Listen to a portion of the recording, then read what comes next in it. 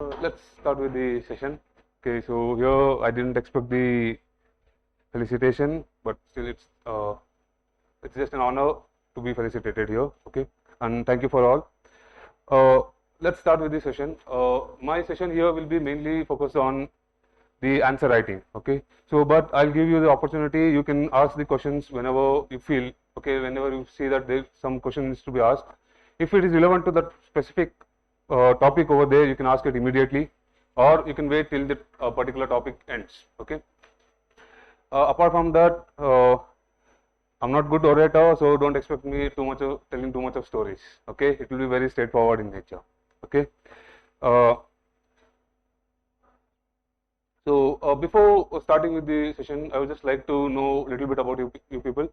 Okay, how many of you are total freshers or total freshers itself? Okay, nobody has given any attempt. Any people? Anyone? No? Okay. How many of you started preparation this year or last year? Everyone this year or last year itself? Okay. Now, little bit about your background. Engineering,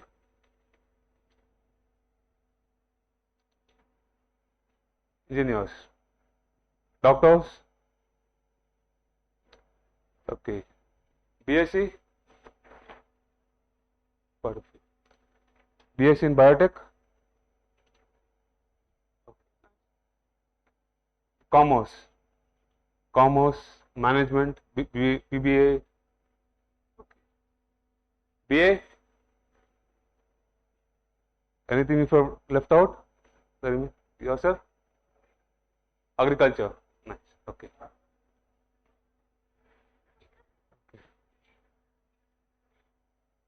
Law. Okay.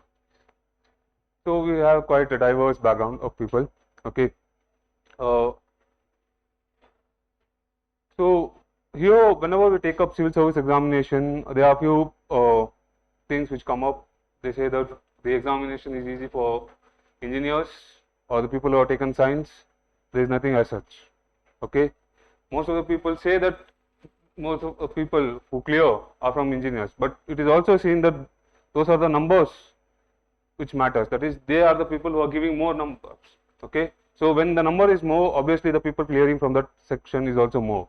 Okay, so this, you should not have this conception saying that, okay, what is this, most of them are engineers. No, nothing like that. Okay, the proportionality, basically what I think is, those who are top in their own section, they will be the one who will be clearing. Okay, for example, if I just talk about anthropology, which is my optional. Okay, so in my optional anthropology, they say that all people taking up the anthropology will be clearing because it is scoring subject. If you take up from the past 3-4 years, you'll be seeing that many from the anthropology have cleared, and they have got more marks than other subjects. Sometimes it is more than 330, 340. It has reached up to 360 also, which is the number generally scored by engineers, in the sense civil engineer, mechanical, or any other science subjects. Okay, but it is not so, because the people who clear are the top 10% of that particular option. Okay, so there is no misconception as such, or there is just a misconception which is going on saying that only the engineers or the science people are having the advantage. If you see this year's CSAT paper, how many of you went through the GS1, GS2 prelims paper? Okay, quite. Okay. Other people should have seen it. Have you started your preparation after the prelims? Have you started your preparation after the prelims? No? It is good that you see the previous year papers. Okay, it is very important for the exam. I'll be telling you what is the importance of previous year exam, previous year questions for your preparation. Okay, because that is the only source which will be your guide while you are preparing. Okay, there is no other source. Whatever I say will not hold any significance if it is not in accordance with the demand of the UPSC. Okay, so the only authentic source which we have today is the previous year question. So that's why whenever the paper is out, you should try solving the paper so that you get a little idea of what type of questions are being asked, what is the level of difficulty. Okay, this year when I was talking, I just said that the CSAT paper, it was quite difficult. most of them said that the engineers would be clearing. That is not the case. Many of my friends who are engineers didn't clear the CSAT paper also. Okay, so you can remove the misconception saying about the science and the different backgrounds. Okay, one more thing I would like to ask: how is my pace? You want me to slow down? No? Is it fine? Okay. Chalo, okay. So a little bit about your background. Okay, so now you don't have to worry about which background it is, nothing as such. Because if you see last year, the topper was from the Delhi University, I guess, St. Stephen's College, from the arts background. Okay, so you don't have to worry about the degree or anything as such. Now, you all have started your preparation. How many of you have read the notification? You have read the notification? Yes? Okay. Someone, you? Only two people? What? Huh? Only two? Okay. I'll just ask you one question. What is the syllabus for prelims? Yes?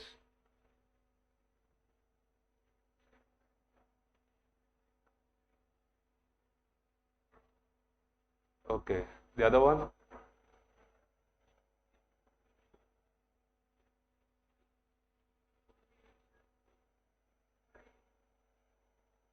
Bari topics ಅಷ್ಟೇ mention ಮಾಡಿದ್ದಾರೆ.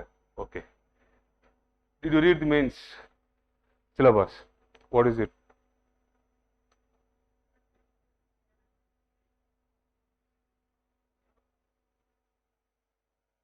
Is there a syllabus for essay? No?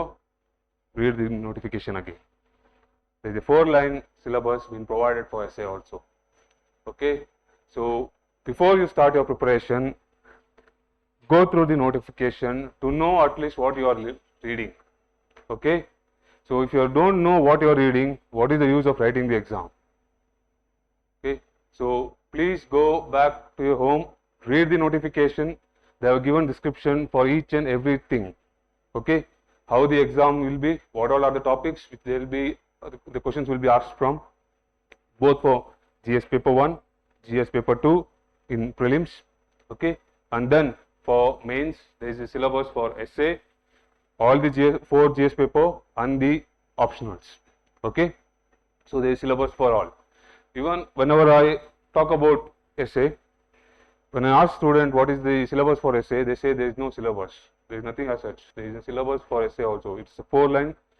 If I just give you in brief, it just says that this candidate has to write multiple essays on topics provided, and apart from this, the candidate should ensure that his ideas are close to his or ideas are close to the subject of the essay, should be concise. Marks will be allotted only if it is exact and effective expression or something like this. Okay, so it is just a 4-line expression, and that is the only thing which will, if you follow it properly, then you will be scoring very high marks in essay. Okay, someone says that I'm good at essay because he knows what is the demand of UPSC. Okay, UPSC keeps these things as the parameters. They don't keep the other things as parameters, saying that how your language is or what you want to tell. No structure. If someone says that you should follow only anecdote, body, and conclusion, that is not a structure being provided by UPSC. You can write however you want. Generally, structure is being followed, but broadly, the demand of the UPSC or the civil service examination is the one which is needed. Okay, so one thing first you should do is read the notification. The second thing which you should do while you are preparing is going through the previous year papers. Okay, so may I know when did your batch start? February. Everyone from February batch? Your one? Huh? May. Okay. So May and February batch. So for you, I think 1 or 2 subjects will be done. Geography is done. For you people? What? Huh? 3 topics. At least you know something, right? Okay. 3 topics. Only 3? Essay. Okay. Okay, so it will be a little difficult for you to tell. Okay, so for mains answer writing, you should know a little bit more. Unlike the things which are discussed in the class, there are a few extra things which you should know whenever you write the answers for the mains. Okay, so here, so here I'll just take up the answer writing. Okay, I'll start with the essay, then the GS, 3 GS and the one ethics paper. Okay, and then optional for anthropology, I'll tell you in brief of 5-10 minutes. That's my optional. Okay, other subjects you have to consult some other faculty or some other topper. Okay, anyone from anthropology as optional have chosen anthropology? Okay, have other people chosen your optional subjects? Yes, political science, public administration, Kannada, geography, law, management, commerce, and accountancy, agriculture. You're taking agriculture as your optional? Okay. You also? Okay. Any other optional? Engineering optional? Mathematics, physics, chemistry? Maths. Okay. Okay, good. So we have very less in anthropology. So I'll keep my anthropology very brief, or we'll discuss at the end of the session. Okay. So let's start with the discussion part now. So here, please note, make sure that you note down few questions also wherever like you feel that you want to ask something. Okay, whenever like, and if it is related to the specific topic, you can stop me there. Okay, unlike the classes where you should wait till the end, here you can ask immediately so that I can give you what context or in what manner I want to explain it to you. Okay. So now I'll start with the essay first. Okay, so two things I said you before you start with your preparation. That is, one is go through the notification, specifically the syllabus part. Okay, there has been syllabus for prelims and mains. Okay, and next is the previous year question.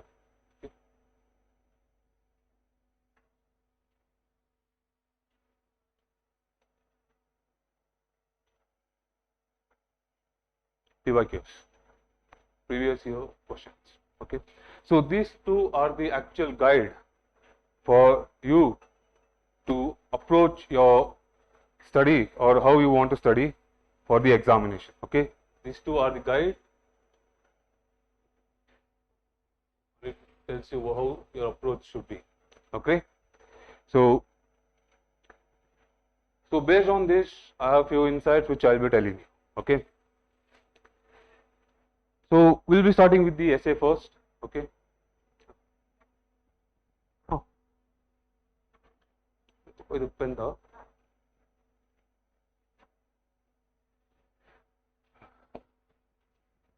Okay. So we'll start with the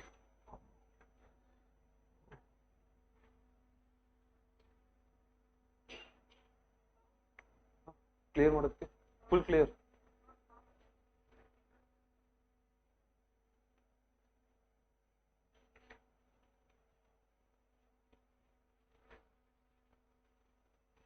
Okay, so we'll start with the essay. Okay, as I told you before that whenever you write essay, there is a little syllabus being provided by the UPSC for civil service examination. Okay, before that, what is an essay? What is an essay? Anyone from literature background? You people are there from literature background, right? Kannada literature. There is essay for you also. What is essay? Little descriptive. Kannada ಇದು ಕೇಳಿಲ್ಲ ಟ್ರಾನ್ಸ್ಲೇಷನ್ಗೋಸ್ಕರ ಅದ್ರ ಅರ್ಥ ಕೇಳ್ತಾ ಇದ್ದೀನಿ.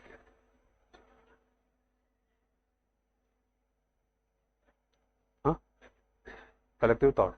Yes. Essay is basically your opinion on any specific topic. That's all. Okay. This is there are number of definitions, everything, but in brief, essay is just your opinion with respect to that specific topic.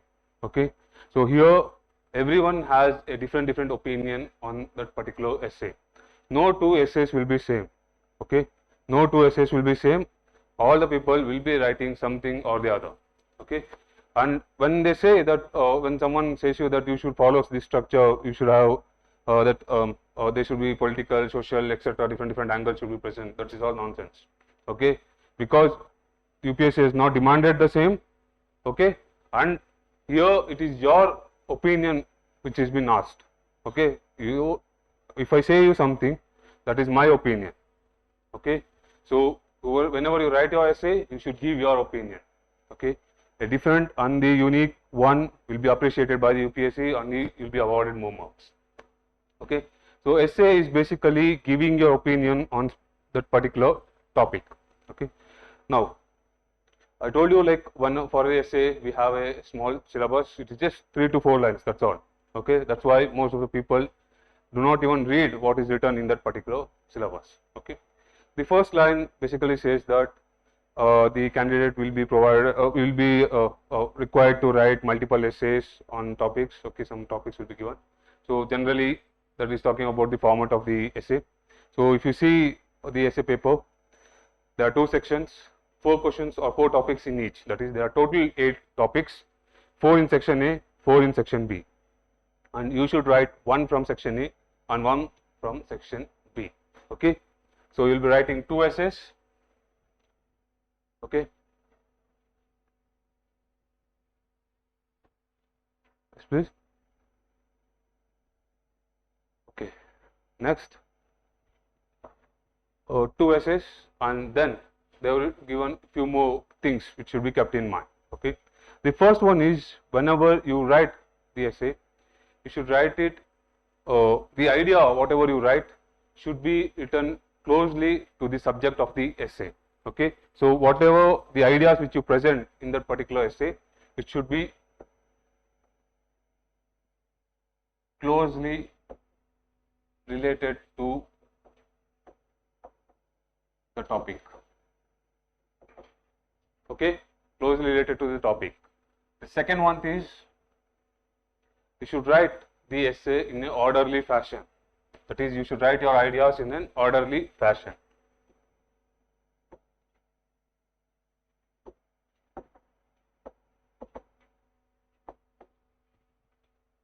The third one is,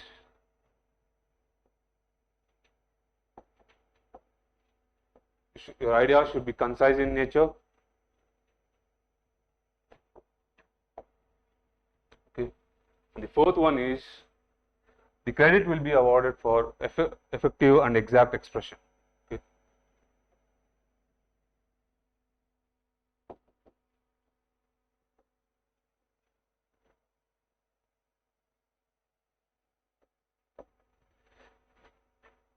These are the 4 demands of UPSC. Okay, it is not the different subjects, political, social, different dimension which is important. These are the things which are important for civil service examination. Okay, first thing, first statement, not so important. It is just that you should write 2 essays. Okay, and then the next part is important for you. Okay, the first one is, whenever you write your ideas, it should be closely related to the topic, in the sense, whenever the topic is given, you should be writing your arguments or whatever the ideas which you are presenting in relation to the topic. Okay, when I say topic, here the topic basically means the idea,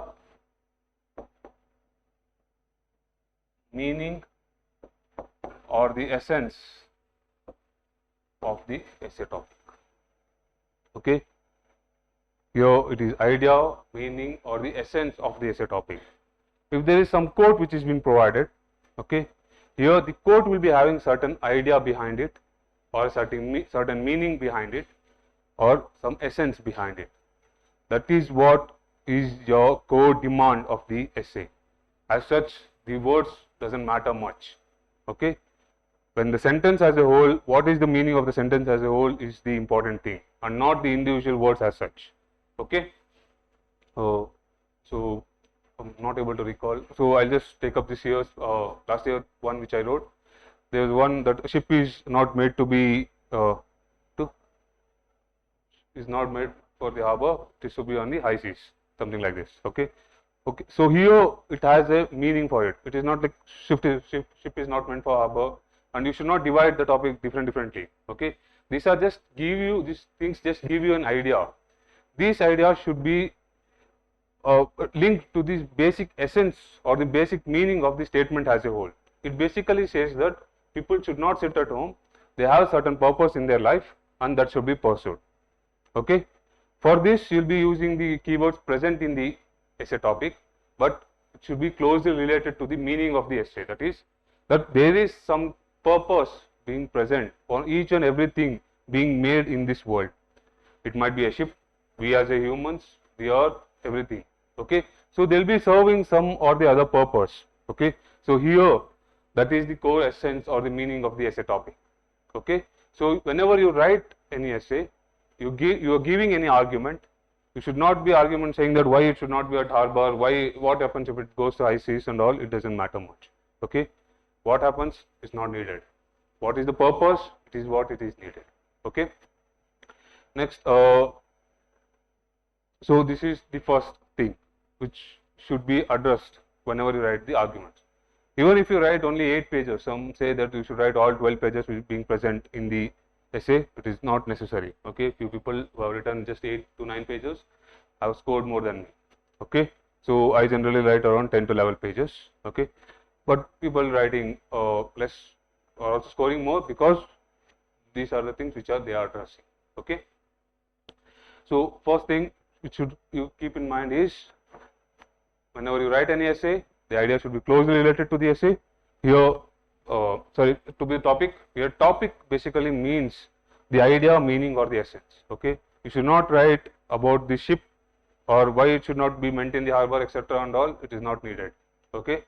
Though generally it is said that it is appreciable you write 1 or 2 lines about it, but not the whole or the half of the essay. Just because half of the topic means like you divide the essay into half, talking about the first half, because it is not the purpose of it. Okay. The second one is the main idea which you should be focusing on. Okay. So this is the first one. The second one is should write in an orderly fashion. Whenever we say that we should write an essay in an orderly fashion, it basically means that there should be some kind of structure. There should be some kind of structure, and the idea should have some kind of continuity.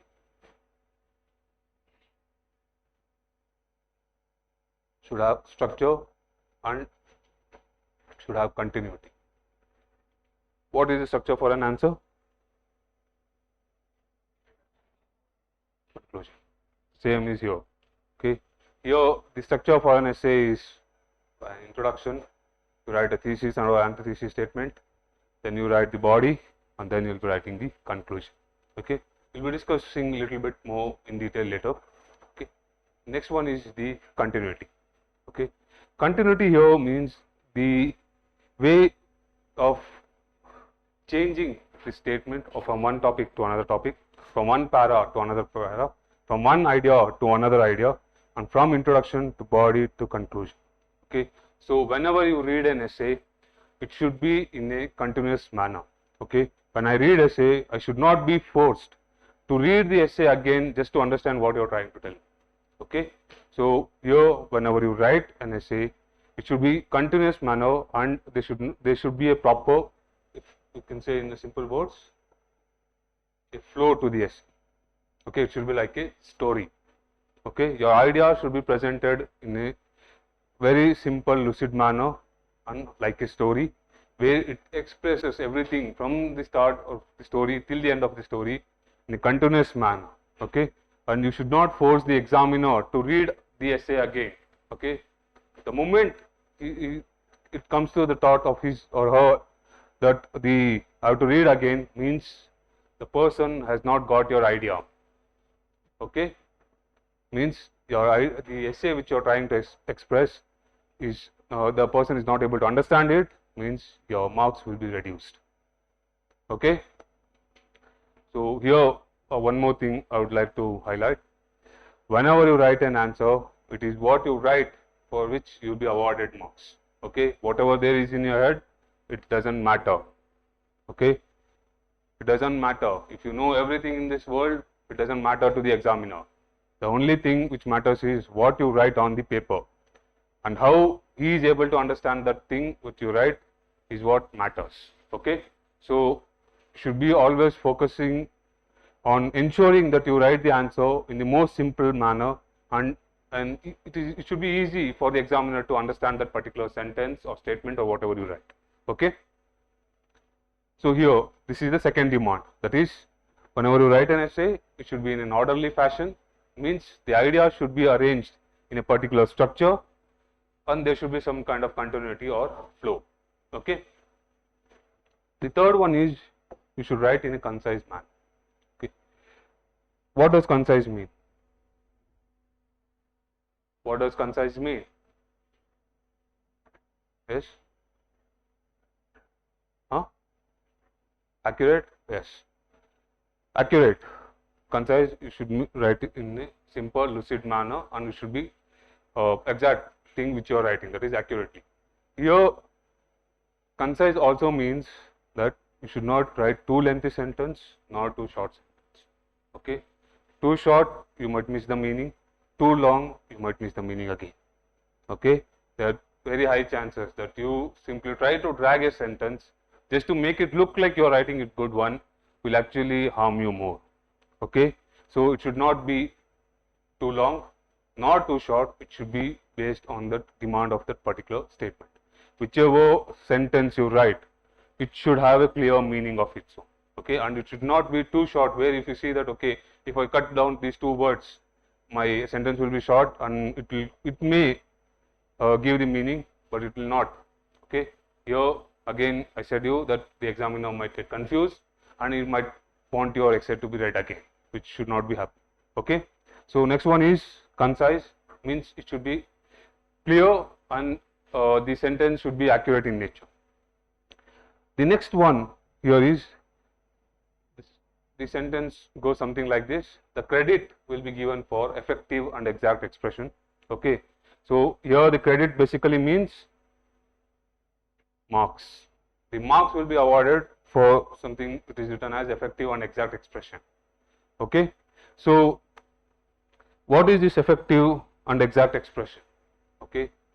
If you just take it in a broader manner, it basically means that whenever you write your ideas, it should be clear.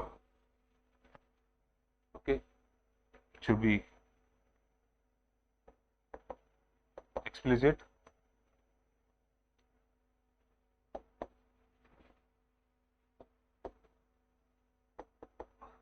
No ambiguity or confusion.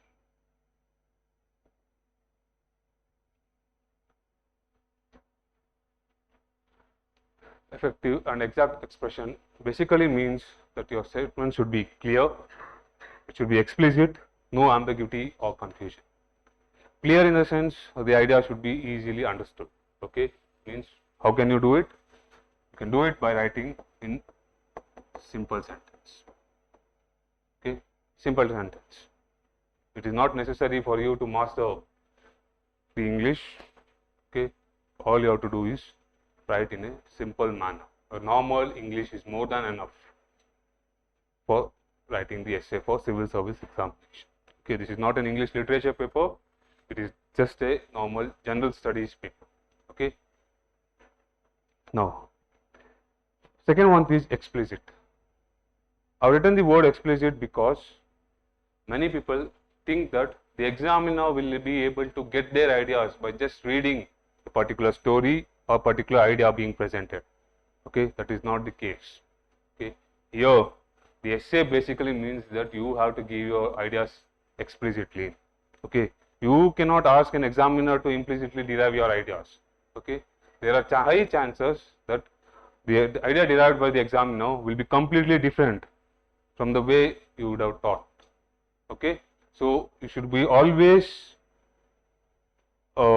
express your ideas in an explicit manner. You should not give any room for an examiner to think that what this idea might be, okay, or you should not give them the room to bring in their own ideas in your essay, okay, because your essay is being awarded. If his idea or her idea comes into action, there are chances that it may go positive side also. You might get little extra points if he feels that what you are writing is correct.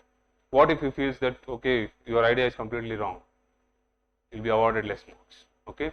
So there are 50-50 chances of high and low, but as I have told you, it is your opinion, and when other people's opinion comes into action, your mark generally reduces, okay, because your idea will be completely different. Only in one place you might be able to get the idea, whereas on the all other places he or she will be having a conflicting idea, and there the chances that your marks would be reduced, okay. So you should be explicit whenever you write your statement, okay. Your idea should be explicitly mentioned in all the paragraphs, all the ideas, or whatever dimension it is, okay. The next one is, there should not be any ambiguity or confusion while writing the statements or sentences or arguments or logical reasons, etc. Everything, whatever you write, there should not be any ambiguity or confusion, okay. So this is the basic demand of the UPSC whenever you write an essay, okay. If people have any doubts with respect to this thing, any doubts? No? Okay. Yes, please. We'll discuss that. Any other doubts? Here, with respect to the syllabus of UPSC. Anyone? No? Chalo. Oh. Okay. Thank you. So we'll start with the next one. So we just discussed the syllabus of the UPSC now, okay, with respect to the essay. Now I told you that there is one small topic, that is structure, okay. Whenever you write any answer or the essay, there is a structure which needs to be followed. Now UPSC has not asked us to write any structure, okay, but broadly it is expected for us to write the structure because that is a general norm, okay. There are few things which are general norms which should be followed, okay. You cannot just start writing your answer from 1 point, 2 point, 3 point, etc. like that. You introduce the answer, you write your points, then you write your conclusion, okay. This is a general norm which is being followed, okay. So this should be followed here also. In the essay also we have something called as introduction, we have body, and we have conclusion.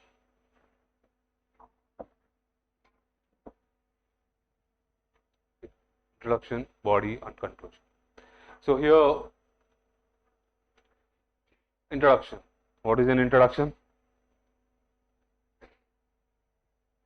Yes? Understanding about the topic, okay. You are just introducing the essay and giving the meaning of the essay to the examiner. So, okay, in the sense you are basically highlighting the essence to the examiner, telling that you know what is the meaning of this particular essay topic it is, okay. So when I said one topic which I told you, that ship is not meant to be in the harbor, it should be on the high seas, okay. Here the basic meaning is that whatever thing is present in this world, it has certain purpose in the life, okay, and that should be served, okay. So here that is the meaning. Now I have to convey this meaning to the examiner, okay. To convey this meaning, you convey it with the help of an introduction, okay, where you will be using different ways to convey your meaning to the examiner, okay. Generally, I said anecdote is the one which is used. What is anecdote? What is an anecdote? It is just a story, okay. It is just a story. The story could be either a hypothetical story or a real life example, okay. It can be both. It can be a hypothetical story. Many do make up stories in the exam hall itself, okay. It is good because you will be able to convey your meaning effectively over there. if you are a good storyteller. Okay. Otherwise, I would advise you to give real life examples as a way of introducing the essay. Okay.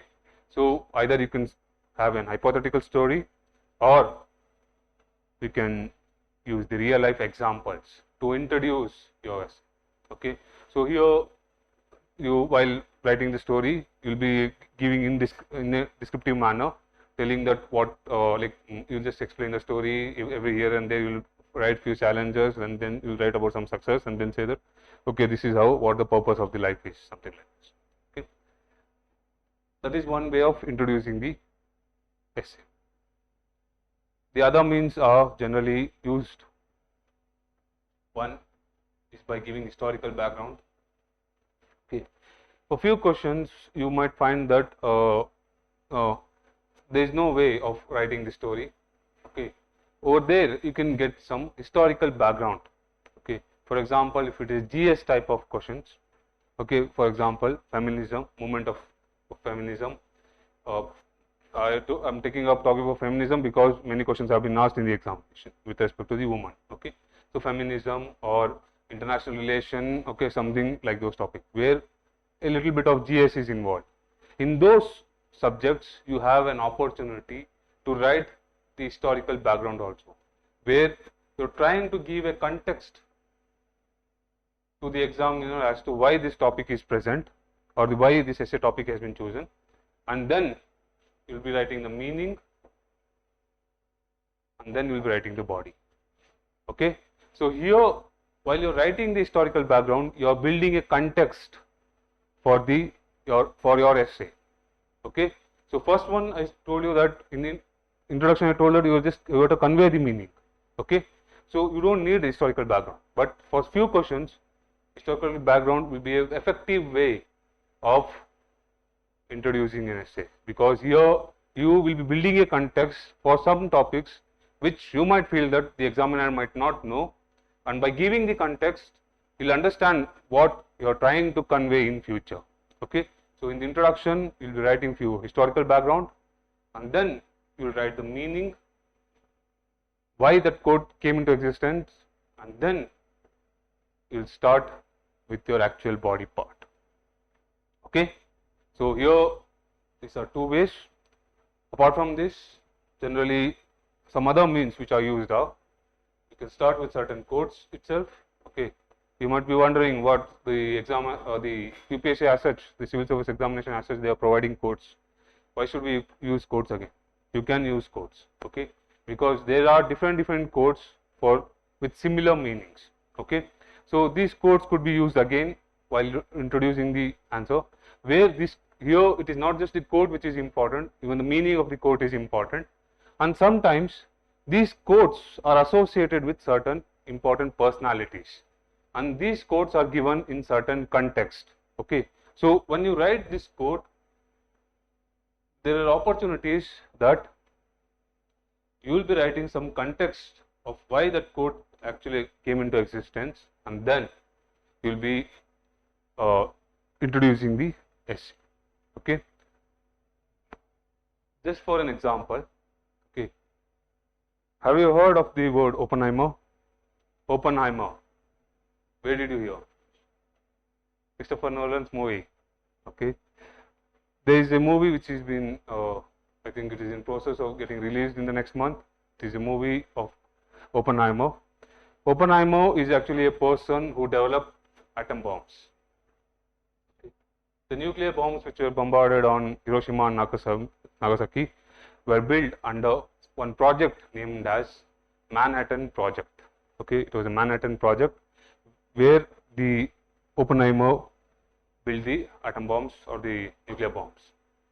Okay, the recommendation to build the nuclear bomb was given by Albert Einstein. Okay, Albert Einstein recommended the then president, telling that the Germans are very strong. If we have to contain them, we need to build very strong bombs which will cause a fear in the eyes of the Germans. Okay, and he recommended sent a letter to the then president telling that we should build the nuclear bombs. Okay. Then once he sent the letter to the president thought that okay, now we have to start. Okay, he gave an idea. The president chose Oppenheimer, started with the Manhattan Project. They built the hydrogen bomb, the nuclear bombs, dropped it on Hiroshima and Nagasaki, and then the eyes of the Albert Einstein opened. He said one quote saying that it quote goes something like this. Okay, I don't know the exact quote. It just says that a mouse does not build its own trap, but humans have built. Okay, means that we have developed a death trap for ourselves. Okay, it should not have been done. A mouse does not build its own death trap. Someone else builds the death traps. But here in this case, it was the humans themselves who built the death trap. Okay, so this is the meaning of the quote. Okay, and he said why? Because he saw that how dangerous these nuclear bombs are. Okay, and here he also said one more thing. Okay, humans think of evil more than that of good.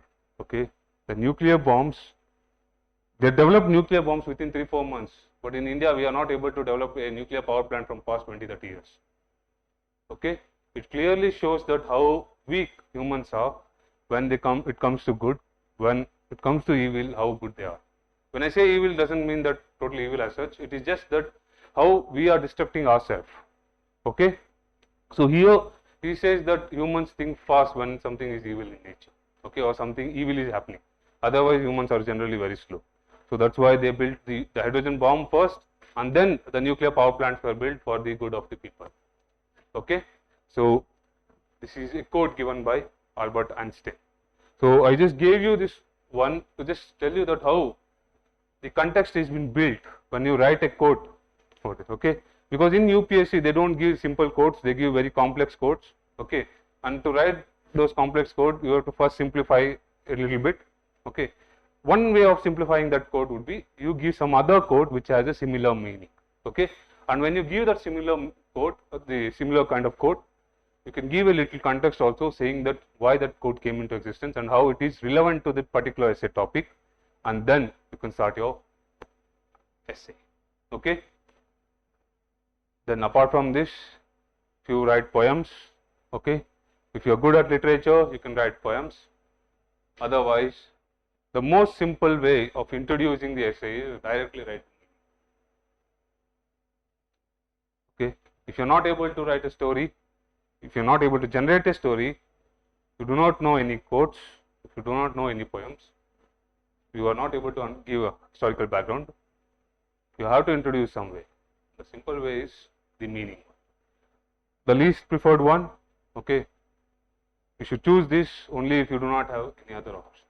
Okay, now I told you like what UPSC demands is the most important thing, but human psychology is completely different. Okay, in the sense humans want something exciting. If 10 people write the essay very boring and you write a good essay, you will be awarded lot more marks than the last 10 people. Okay, because it is a human psychology. That's why whenever we see in exam that few people, if you all group of good people sit together, they'll be having almost similar marks. Of few people have less marks and few people, only one person is very brilliant, then that person will be getting very high marks because they think that this person has written a very good essay just by comparing the other previous essays. That's all. Okay, so it is the human psychology. However objective a man is, okay, he is never complete or absolutely objective in nature. Okay, some will be influenced by handwriting, some will be influenced by your ideas, some will be influenced in some or the other manner, and everyone will be influenced by the way you write the essay. Okay, so here it is always appreciated that you introduce the essay in a good manner so that it catches the eyes of the examiner. Okay, once it catches the eyes of an examiner, it will be good for you because you will be appreciating that okay, you have written something good and you will be awarded with more marks. Okay, more marks doesn't mean that too much difference, It is just 2-3 marks of difference. That's more than enough. Okay, for an exam like UPSC, 3-4 marks is more than enough to change your ranks. For example, my rank is 465. I'm not aware of my marks. It's 893 or something is there. Okay, there are about 6 to 7 people with same marks. Same marks, 6 to 7 people. Okay, and if you just see the 3-4 marks, if I had got little higher, then my rank would have been something below around 400 or something. Okay, so this is the difference of how much a marks makes in an exam. Okay, so you should focus on each and every mark also in the examination. I just gave you the example of myself because I have cleared the exam and still there are 4-5 people with same marks as me. Okay, that's why each and every marks matters. Okay, so always try to introduce your essay in like as catchy as possible. Okay, not too flowery as such, just a little catchy, just a little interesting. That's enough. Okay, this is with respect to the introduction. Next we have the body. Okay. One thing which I told you, whenever you write an essay, that after introduction, you'll be writing something called as thesis and antithesis statement. What is a thesis or an antithesis statement? What is a thesis statement? You should be knowing, right? No? Okay. Law, okay. Literature people? Huh? I know positive, negative. What does thesis, antithesis basically means? It is, elaborate the information. It is just conveying your opinion or your idea to the examiner in a clear manner. That's all. You are just conveying your stand for that particular essay, or you are just conveying your meaning to the examiner in just 3-4 lines. Okay. Whenever you write any science paper, there will be 3-4 lines where they will be saying that what you are expecting or what you are actually planning to do. Okay. Similarly, here also, when you write your essay, you will be writing 3-4 lines telling your opinion and what the essay is actually about. That's all. Okay. It is basically your opinion in 3-4 lines. It will give an idea to the examiner that what stand you have taken or what is your opinion with respect to the particular statement. Okay. That is thesis statement. Antithesis is opposite. The many times where the UPSC asks questions where you have the opportunity to write against the essay topic itself. Okay. So there you can write the antithesis statement also. Okay. Now we are writing an exam for civil service examination. Okay. So we are expected to be always objective in nature.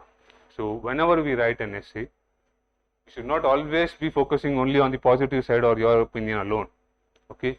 There should be some space for negative opinion also, so that you make the essay look like it's an objective one. Okay. You should tell the examiner that why you are not taking the other stand, why you are taking a specific stand in this particular essay. Okay. So you cannot just write only your points and then say that okay, this is the reason why I am choosing this stand. You should write the other stands also, and then you should say that okay, see the negative stand is wrong, that's why I am choosing the other one, the one which you are taking. Okay. The antithesis statement, one, if you are writing completely against the essay statement, then you will be writing more about the negative, less about the positive side. Okay. If you are writing a general normal one where you are giving completely about your opinion, 1 or 1.5 page is more than enough to convey the other side of the meaning also. Okay. 1 or the 1.5 pages is more than enough. It is just to give an examiner that you are a little objective in writing the essay also. Whatever the essay topic is there, it is true, but there are few other side also, exceptional cases do exist. Okay. We should not take these things into consideration. Broadly, your opinion is what is important. That's all. Okay. So this is one thing which you should keep in mind. Okay. Just 1.5 page, more than enough. If you are not able to get negative points, it's okay. Okay, completely fine. But if possible, just try to write it. Okay. Then we'll start with the body. In the body, I told you like first thing which I told, like you should be writing everything relevant to the essay topic. Okay. So when you write relevant to the essay topic, before writing relevant to the essay topic, you should try to give the meanings of the keywords which are present in the essay topic. Okay. Just, and one more thing which I told you, like everything should be explicit. You should not think that the examiner knows what the meaning is. Okay, you should tell exactly what the meaning is also. Okay, you should not make the examiner assume that what a particular word's meaning is. Okay, different people might have different meaning for feminism as such. Okay, few might think only for women, few might think both men and women should be equal, few might think that women should be given preference over the male, something like this, different opinion. So here you should convey your meaning as to what that particular topic means, okay, or what that particular word means to you. Okay, so just 2-3 lines, and whenever you write the meaning, it should be the broadest meaning possible. Should be the broadest too. Okay, you should cover all the dimensions in that particular meaning. Okay, if you make a narrow definition or a narrow meaning to that particular essay topic, then your essay will be over within 3 or 4 pages itself. Okay, one more thing which I forgot while telling the syllabus was that they said that you have to write an essay. In that one, they was mentioned that you have to write the essay for 1000 to 1200 words. Okay, this is important. Okay, because they are expecting you to write 1200 words. Okay, so here, when you have a narrow definition of that particular essay topic or particular concept which is being given in your essay topic, means you will be writing only 3 to 4 pages of that narrow meaning, and all other meaning will be completely different from the one which you have said or defined in the body. Okay, so try to write the broadest meaning as much as possible, so that you increase the number of pages. Okay. Next, after writing the meaning, first you will write the meaning of the keywords which are present, then you will write the actual meaning as such, and then you will be giving different ideas, various arguments, you will be giving logical reasons,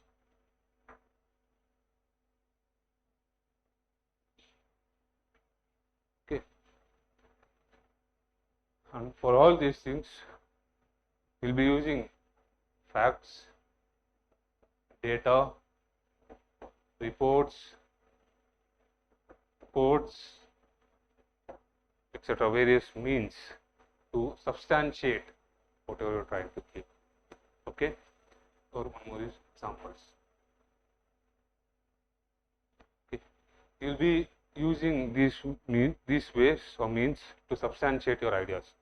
So here I use idea, argument, logical reason. You cannot just give, you have some thought, you cannot write that thought simply just because it came to your mind. Okay, it should be logical and it should be scientific in nature. Okay, just because you have a thought doesn't mean that the thought should be right. Okay, there are many thoughts like that where students just think that okay, I have this opinion. Okay, but when you are writing your opinion, you should be substantiating that opinion also. Okay, until and unless you substantiate your opinion, your idea has no value for it. Okay, it will be just ignored by the examiner because it doesn't serve any purpose, and it's just a radical idea which has come up and doesn't serve the purpose of the essay. Okay, that's why it should be a logical reason. Okay, and logical reason, how does it happen? You substantiate by using various facts, data, reports, quotes, examples. Okay, these are different ways of substantiating your arguments or the ideas in your essay. Okay, so this is with respect to the body, and then you will be writing multiple dimensions. Okay, and then you will be writing counter arguments if you have, and then for few questions you will be writing way forward or measures. Way forward or measures. Okay. Here, what is way forward and measure? It is not needed for all questions. For philosophical questions, you don't have any way forward. Okay, only for social issues or some issues is present, you have a space of writing a 1 or 1.5 page of way forward. Otherwise, you don't have any scope for writing way forward. So keep in mind that when someone says that you have to write way forward for all the essays, that should not be done, because philosophical essays, there is literally, I have not seen any till now, the one which is given by UPSC, where we can use some kind of way forward, okay, where you try to give your measures, okay, don't just try to insert it just because someone says, okay, you should write it only if it is demanded. Here I have included it because if you write any GS kind of essays, for example, social issues, where you have an opportunity to write the way forward or write the measures or give some model examples, this is the place where you will be giving them, okay, and then you will be concluding the essay, okay. Then you will be concluding the essay. Now in the conclusion, generally what you do, you just summarize whatever you have written in the essay. Summary should be done in just 3 or 4 lines. It is basically what you are writing, thesis statement here, you are writing it in different words here again, okay, you are just writing it in a different words here, and then you are writing some optimistic statement saying how the future should be or what you think that statement actually means to you, okay, and then if you have any quote or poem, you can write it, okay. So this is about conclusion, okay. Conclusion is just ending the topic and saying that whatever I said, this is what it means to me, this is how I think the future should be. If you have any optimistic statement you want to write, or you can say that from the whole essay I derive that it is equivalent to this some quote which you want to write, just write 2 lines of meaning saying that what that quote actually means, okay. I summarize the whole essay in this one quote which is be giving, and that quote you write 1 or 2 sentences and say conclude the essay, that's all, okay. Conclusion is just you are concluding the essay, okay. Here different ways, nothing much. Normally if you can write poems, quotes, general simple conclusions. Simple conclusion will be just writing the summaries. And one thing which you should keep in mind whenever you write your conclusion is that if you start with a story or an anecdote, you should try to link it with the conclusion again, okay. It should give a sense of completion. So for example, generally Ram and Shyam are used for the introduction, okay. Ram and Shyam are used that he did something wrong, etc. and everything. Then in the conclusion you can say that people should not be like Ram and Shyam, instead there should be something different, okay. Just a little 1 or 2 sentence about that anecdote will give a sense of completion to the examiner, saying that why this essay is actually important, okay, or how it actually means to you in this particular context, okay. Because here you will be writing a story, means it means to you something, that's why you are writing the story over there, okay. And then in the conclusion you are again telling that this should not be the case, or you will say this is how the case should be, and we should not follow the idea which have been given in the introduction or the anecdote or story, whatever it is, okay. Anecdote, generally keep in mind there will always be a scope to write 1 or 2 sentences in the conclusion also, okay. So this is all with respect to the essay, the structure of the essay. Now I told you that everything that UPSC demand something, what is the structure, etc. everything. Now if you take up the previous essay topics, you will see that if you just have a comparison, in 2016 about 6 to 7 topics were of GS kind and just 1 or 2 topics were from philosophy, okay. But if you take the past 2 3 years, if you take the 2022 paper itself, you will see that all 8 topics are philosophical in nature, okay. There are no scope for GS, okay. You should just use your GS knowledge, that's all, okay. By just using your GS knowledge while writing these philosophical essays, okay. So now we are completely moved towards the philosophical essay, because writing a GS essay is the most easiest one. Reason being that the essay will be so broad that you are just writing 5 answers over there, 5 10 markers over there. That is 5 dimensions of that particular essay are written in that particular essay, GS essay. That is, you are just writing 5 answers. It is almost equivalent to 5 answers. But writing an ethics answer in 10 pages is the most difficult task in this book. Okay, because you don't know how to write it. Okay, so here philosophical essays, they're trying to make a essay a little more complicated, where you are able to present your ideas. Okay, your real ideas will be presented here. Okay, in GS you will be presenting some other person's idea, whereas in philosophical essay you will be presenting your idea or your opinion with respect to that particular topic.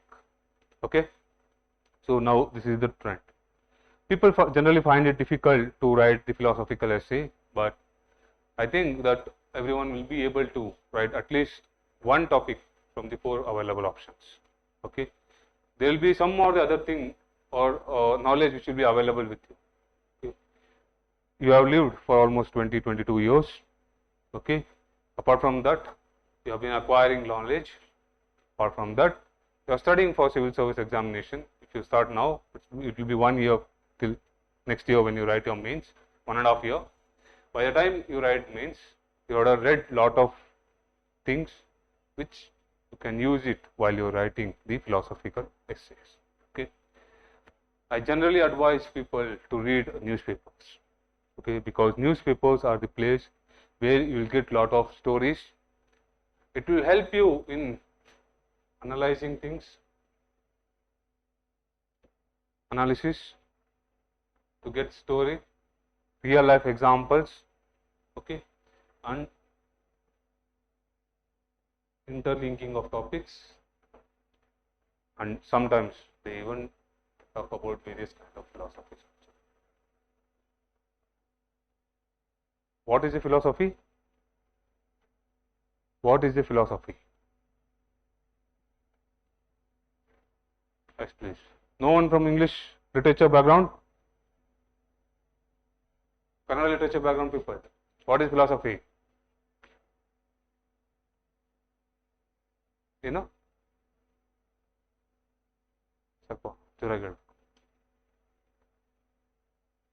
Philosophy basically means your idea about life, right?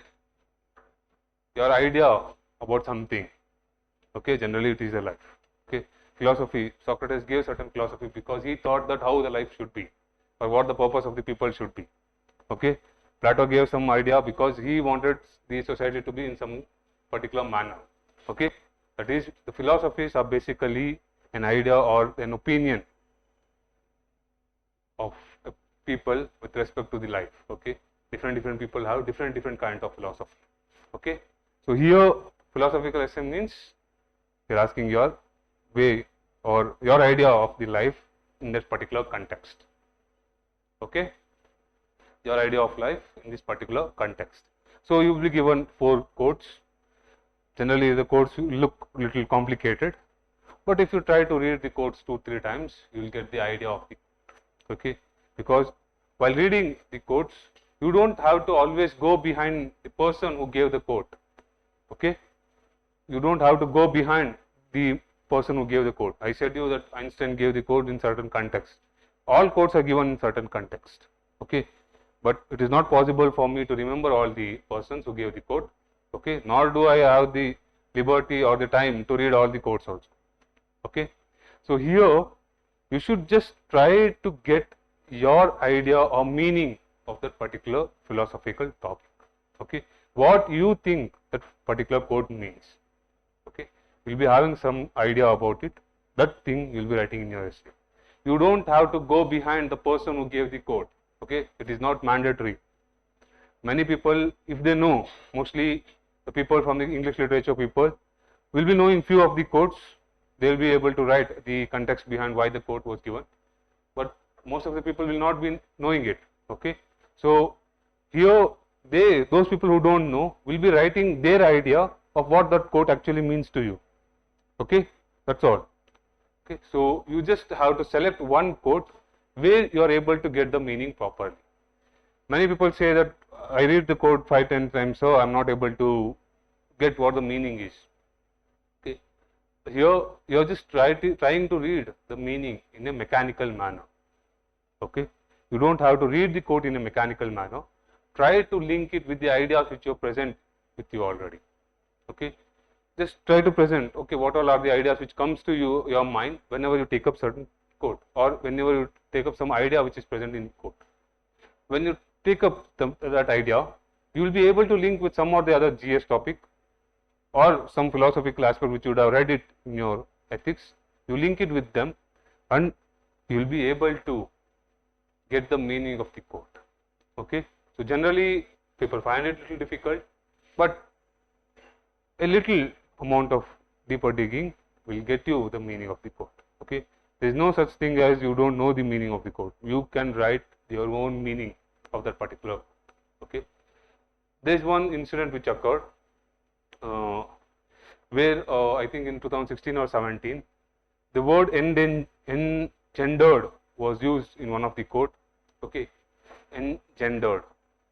Okay, I think it is the word, and here many people raised their voice against this UPSC, against the UPSC, saying that this word has multiple meaning. One, it can be taken in the context of women specifically. The other one is taken in a much more broader manner to all sections of the society. Okay, this concern was raised, and we have few intellectuals in the parliament with English literature. Shashi Tharoor took up the topic in the parliament and asked the then minister, who is related to the UPSC, saying that how will you evaluate if the meaning are different. The reply which was given was that the meaning will be taken in the context of the essay topic which you write and how you convey your opinion. Okay, so here they have clearly said that UPSC does not have any framework with them. It is just how you convey your meaning. Based on that, the meaning will be taken up. If they are saying that it has two meanings, then they will take up the meaning which you are trying to convey. If you are focusing only on women, then also you will be getting marks. If you are taking all sections of the society and general empowerment, then also you will be getting all the marks. Okay, so that was one time where the UPSC actually gave the statement saying that we do not have any framework as such. It is the student how he or she is trying to convey the meaning, based on which the marks will be allocated. They do not have a prefixed mind. Okay, they do not want, they are not like I have a structure for the answer and you should follow that. There is nothing like that. Here only it clearly shows that it is your idea or your opinion which matters. Okay, so I just gave you this one context about why, like how people can have different meaning for each of the codes. Okay, so this is with respect to the philosophical topic. Next one is GS kind of topics. GS kind of topics are simple in nature. Generally there will be one topic, but GS kind of questions or topics will have different kind of questions, in the sense generally they will be statement based. Sometimes quotes will be used, and sometimes it will be a question to you.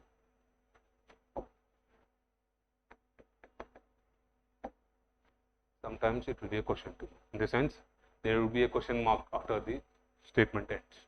Okay, many people actually miss the question mark. They just write whatever is written on the statement. They miss the question mark.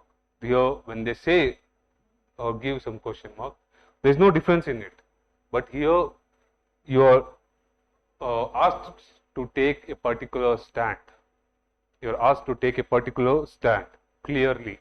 Okay, here you have to take that particular stand.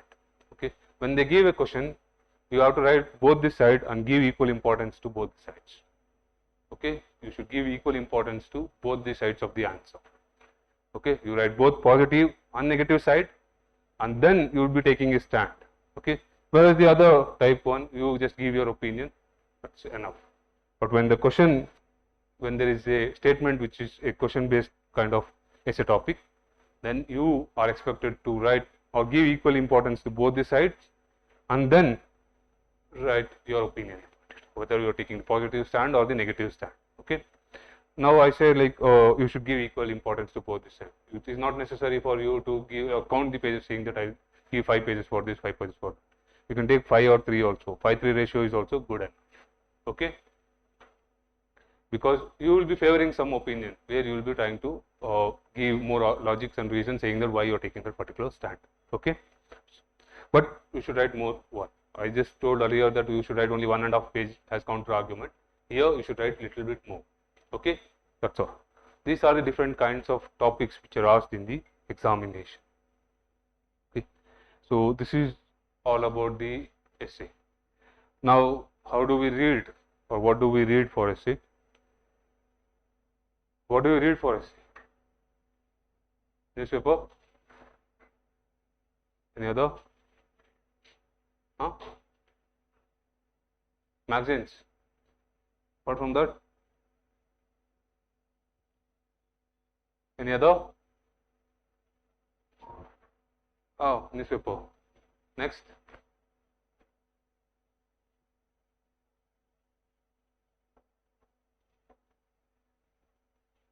For the recent kind of essay topics, philosophical topics, essay is there, ethics is there. Okay, there is one topic in that essay where you talk about the world thinkers and Indian thinkers.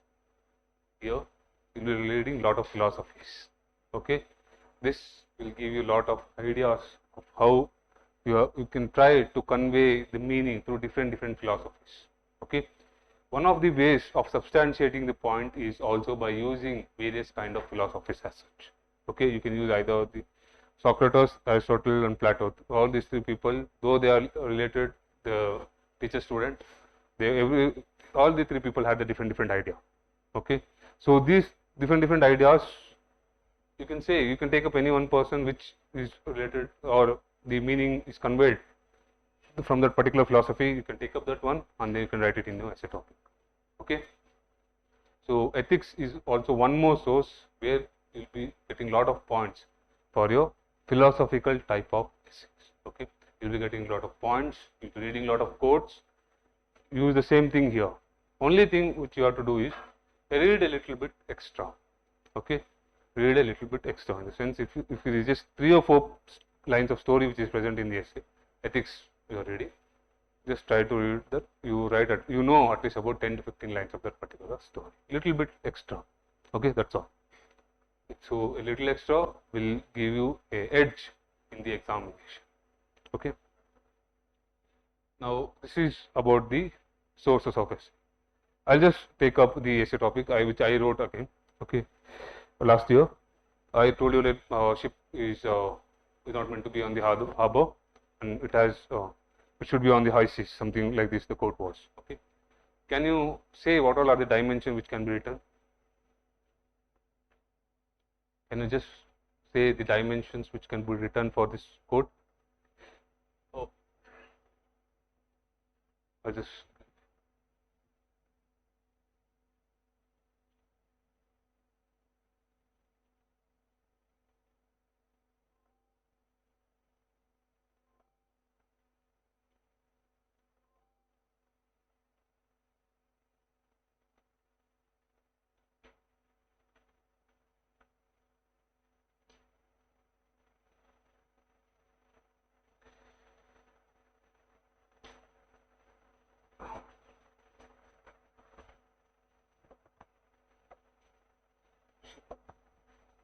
the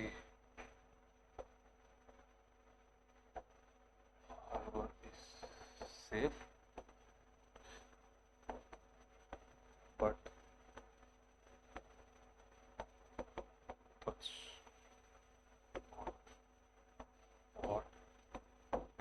that's not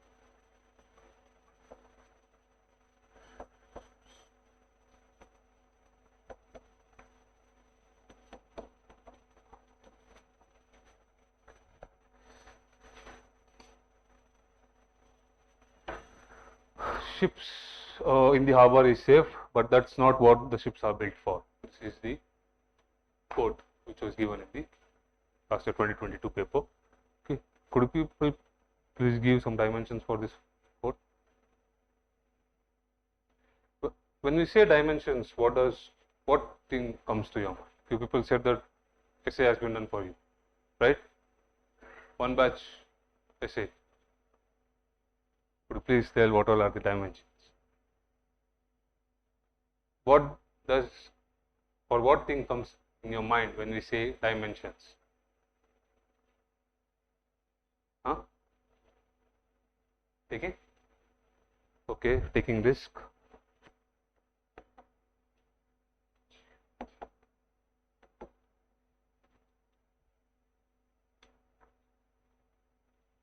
Out of?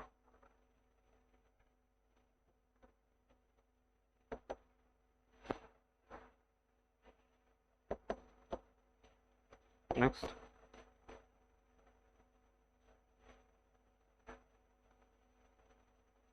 Any other thing?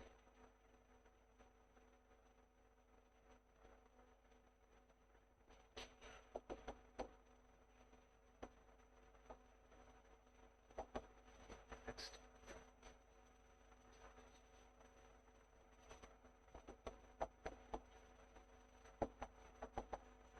Potential. Next.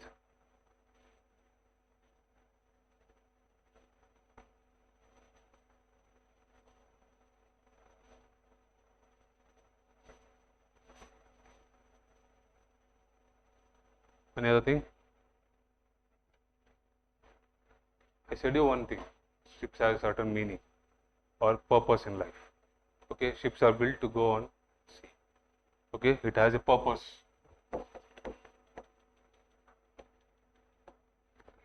The purpose are different. Okay, there are different purposes. The ships were built mainly for navigation, but later on they were used for exploration. Okay, later they were built for exploration. Okay, apart from that, these are the 3-4 meanings which are there. So these are the different dimensions for the argument. Okay, for the argument, the ships are built, that is, they have certain purpose in their for them, that is to navigate. Okay, apart from that, what do they do? Generally, we see that they have been used for exploration. You will be hearing this about this exploration in the world history.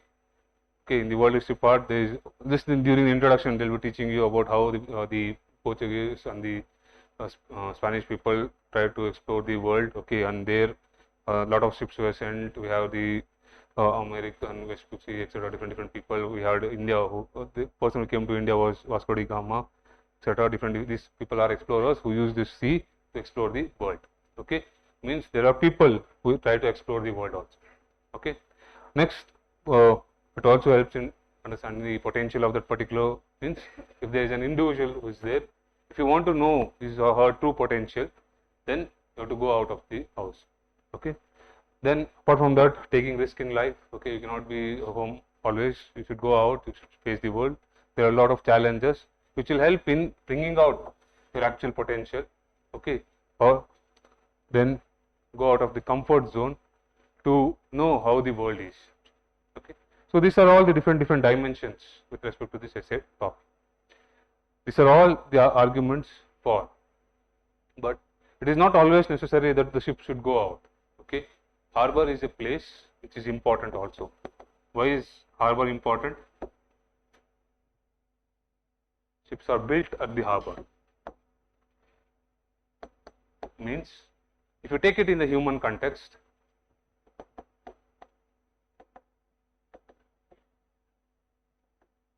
socialization, can you link it to the socialization process? It is at the home where the children are socialized to live how they want. You give them courage, they'll fight outside.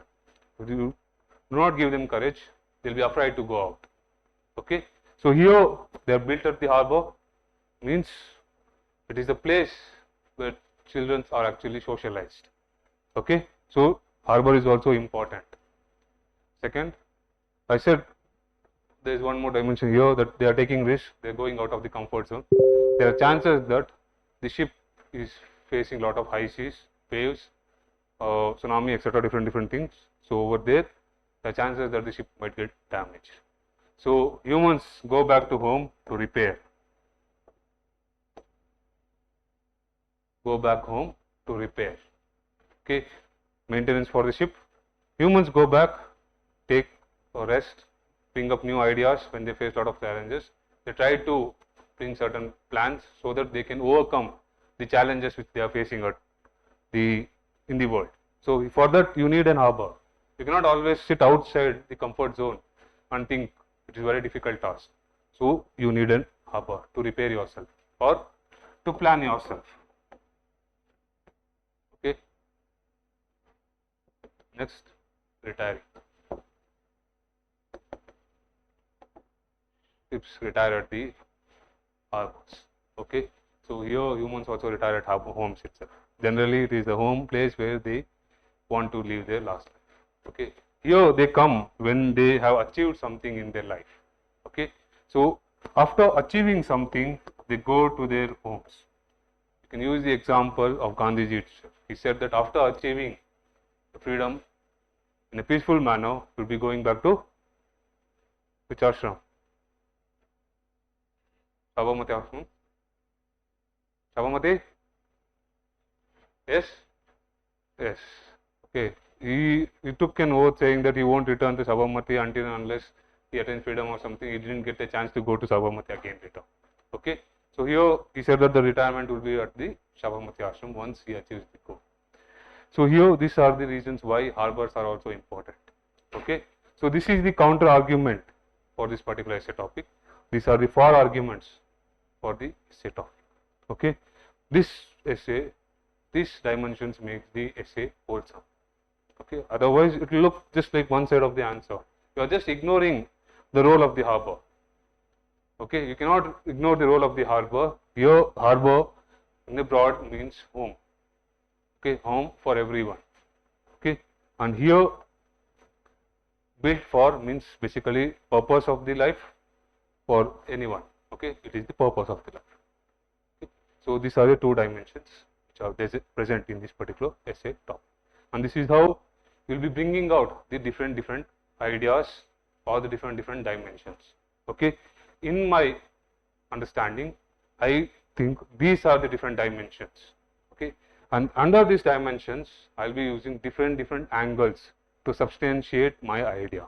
Okay. In the sense, I will be using scientific knowledge, the political knowledge, the economic knowledge. Okay. For example, see, taking risk in the life, in the sense, for example, many people are entrepreneurs. Entrepreneurs took the risk in their life, then they were able to achieve something. Okay. They might be facing various kind of challenges, such as financial challenges mostly, and despite the financial challenges, they were able to achieve something in their life. That is the purpose of that particular individual. We have many entrepreneurs as your examples. Okay. Many people go out of their comfort zone to help others. Generally, we can use the environment angle here, where you see that many people volunteer for the cause of the environment. Okay. They take an extra measure. For example, many people just use cycles alone. They don't go by vehicles because they think that they have to serve something for this earth. Okay. This they use cycle. So here they are going out of their comfort zone. Many people are rich, despite that they use the basic means just to ensure that they have some purpose in their life. Okay. Exploration happens when you go out. Generally, exploration does not happen at home. It is not true. All the experiments or all the things which have been found are mostly in the home, except we see the few examples such as Newton, who found something in the apple garden. It is not as such an apple garden as such. Okay. Most of the time the experiments will be at the home or the place itself. Okay. But this has a different meaning. Here it basically means that people, when they see outside world, then only they will get to know that there is something different. Okay. So here when you go out, you explore things, then you find that either there is something good which are present, okay, good things which are happening, or you will see that there is something new which is present. Okay. New, that is new discoveries which are happening. This is because of the exploration. Okay. Further, by exploration you will get new ideas also, that is creativity and innovation. These things comes up only when you explore. When you go out, then only you will get to know that you can use some idea. At your home, you won't get to know what ideas will come up, or you won't get any new thought as such. Okay. And getting to know your potential, you go out, you face the world, you will get to know where you stand. Okay. It is when you go out only, then only you will get to know where you stand. If you don't go out, you won't know where you are standing. Okay, so these are different dimensions. You got the different dimensions. Okay, so use these dimensions and use your GS knowledge and the ethics knowledge to substantiate these points. Okay, you can use that exploration given taken up by the Vasco da Gama or this one itself. It clearly shows the purpose of the ship or the purpose of the Vasco da Gama as such, where he wanted to look for India. Okay, so many people have went towards the west and they named Indies, the West Indies, etc. They thought that that was India. That's why the name came over there. Okay, but that was not actually the India which they were looking for. It was a completely different one. Okay, so those people were not able to achieve the thing which they wanted, but they found something new. They found something new. Okay, America has been named after a person. Okay, Indies, West Indies has been named after the India as such because they thought that that was India. Okay, so all those things are the new discoveries. Despite that it was not their purpose, but they were able to find some other purpose in their life. Okay, and we have Vasco da Gama who actually found a route to India. Okay, he achieved his goal. Okay, so we have different ways of writing the same thing in a different manner. Okay, I just use the normal GS knowledge which you have to write the points. I'm not giving any extra points. Okay, GS knowledge and the ethics knowledge is more than enough. Okay, some people might advise you to write the read books and etc. If you read books, it's good. Okay, if you don't read it, it's not fine. Okay, even I don't read much books. My book, the reading whenever I read, it is very less. Most of the time, it will be some stories itself. Okay, so how can you use the stories here? You have very less opportunity to write here. Okay, so this is about how you generate the ideas and how you link your different ideas or knowledge which you have gained through GS while writing the essay. Okay, this is all with respect to the essay. If people have any doubts with respect to the essay, writing the essay? No? Yes? Okay, shall we move on to the GS? Yes. So, till now we completed the essay. Yes.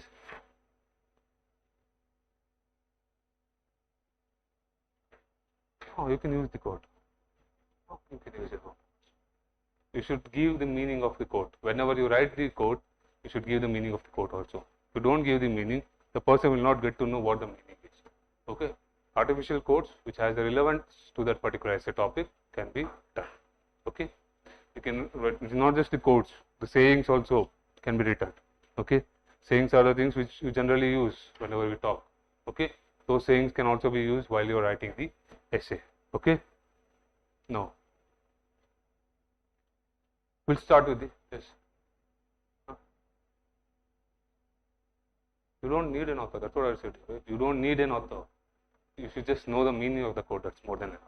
Okay. Most of the people, even me, myself, I don't know what the author of the quote. I just know this, this Einstein's one is because it is science and technology and I need examples to tell. Okay, a few stories to tell, for that I'll be using this. Okay. Otherwise, generally we won't be knowing, and generally I have a little interest towards science and technology, so I have a lot of examples and stories with respect to the scientific one. So whenever the scientific course example comes up, I try to read a little bit more about it as to why that quote actually came. But generally people might not be knowing quotes except for few people such as Gandhiji or few important personalities. Other personalities you won't be knowing. Okay, so it is not mandatory for you to know the quote or the author of that particular quote. Only the meaning is more than sufficient. While you're writing or quoting the quote, just write one or two statements, that's more than enough. Okay.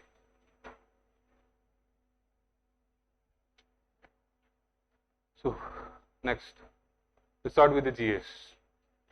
GS answer writing. Okay. So here in the GS we have 4 papers. Okay, we have GS 1, 2, 3, and 4. Okay.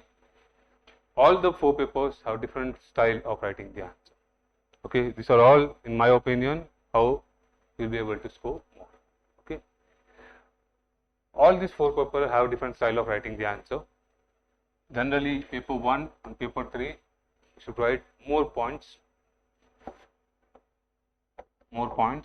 because most of the time the GS1 and GS3 will be more of a factual type where you will be knowing the answer. Okay, there is little amount or scope for analysis. Okay, there is little scope for analysis. Okay. Whereas GS2, you have most of the questions are analytical in nature. There are very few questions which are factual in nature. Okay, mostly analytical. So here, even if you write just 3 or 4 points, that's more than enough. Okay, for GS1 and 3, you should write little more points. Now, in GS1, the questions are divided into different categories. One is the history and the art and culture, where you will be writing more number of facts. Whereas in society and the geography part, you will be writing more of analytical answer, where you will be interlinking the topic. Okay.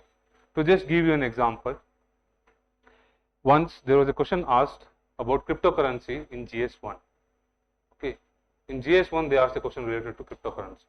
Okay, so they asked what is the cryptocurrency and what is its utility in the society or something like that. The question. Okay, so here you should write your GS3 knowledge and answer the question, where you need lot of interlinking, including, and then you have the geography, where you have to do little interlinking with that of environment and the disaster management. Okay, so more of an interlinking here, and for a few questions it is more of a factual in nature. In a sense, you will be writing more number of facts as much as possible. Okay, if you are able to recall more, you write more. At least try to write few facts in it. Okay, don't write a generalistic answer over it. Okay, this is just a broad way telling. We'll go in detail later. Next one is ethics. It has a complete different style of writing the answer. Okay, we'll start with the GS papers. Okay. GS paper here saw GS1, 2, 3. All these 3 have the syllabus being mentioned. All the 4 papers have the syllabus. Okay, these 3 papers have the syllabus from your general studies subjects. That is, GS1 we have art and culture, societies, the history, world history, post independence, etc. All those things. Okay, what you do is, I just give you a little exercise. You go to your home, take last 5 years of paper, last 5 year of papers, and then take the syllabus at one side.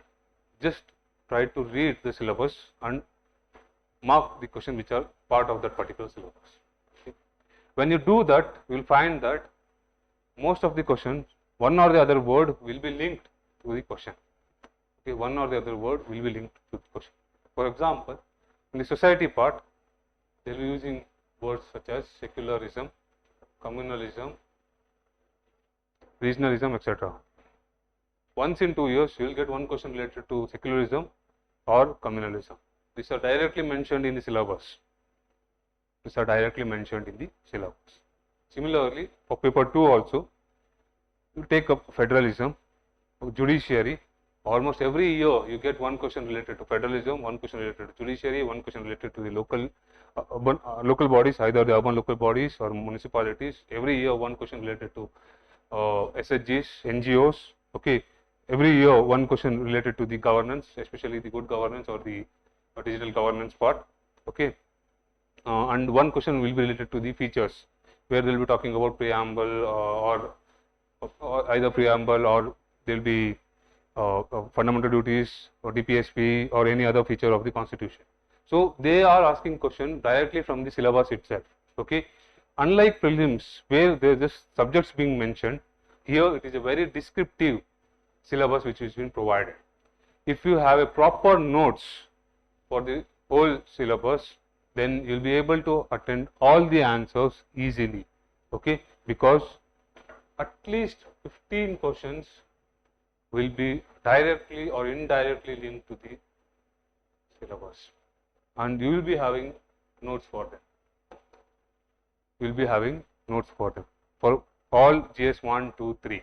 Okay, all the questions, even in GS 3 also, there will be every year there will be one question related to the MSPs. Okay, almost every year there is one question related to the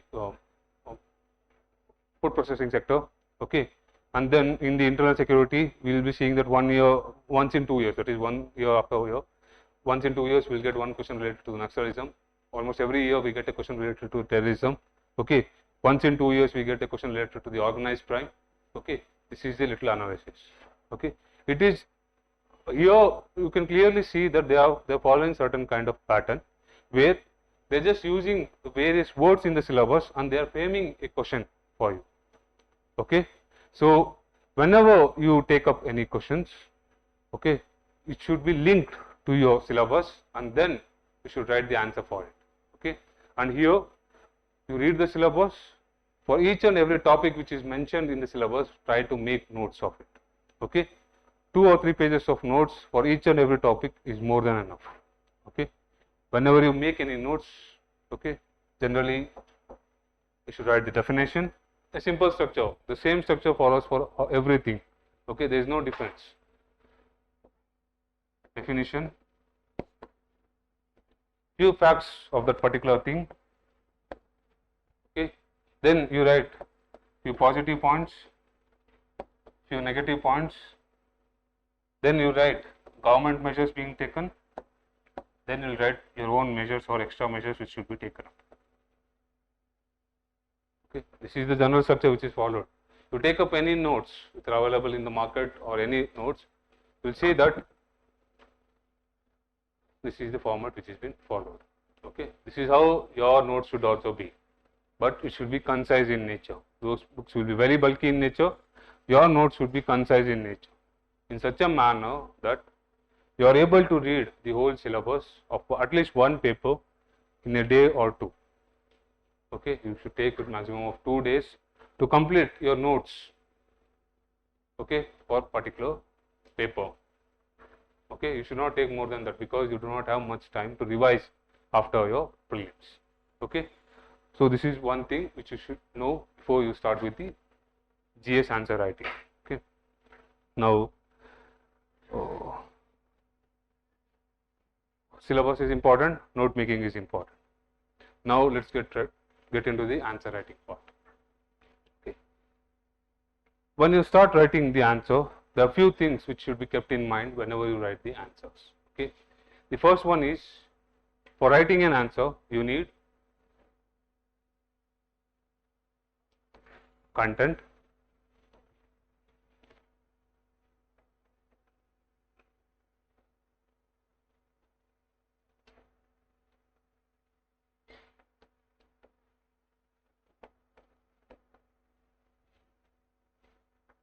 okay, these three are important.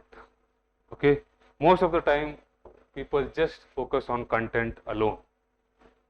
Okay, most of the time people focus on content alone, means they just want to write quality answer, but they fail to understand the problem, mental stability and time. When I say mental stability, it basically means